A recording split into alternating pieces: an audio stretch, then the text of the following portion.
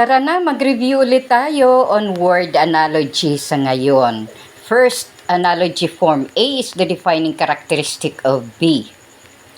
Condemnation is the defining characteristic of disapproval. Kaya ang pinaka-the best answer ay letter C. Blasphemy is the defining characteristic of irreverence.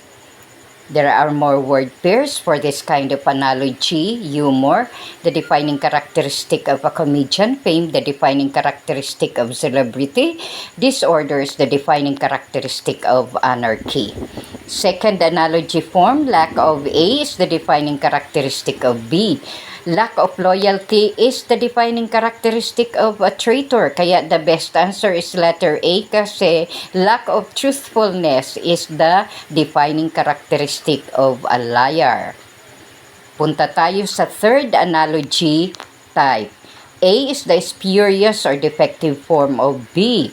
Mumble is the defective form of speak. Kaya the best answer is plagiarize is the defective form of write.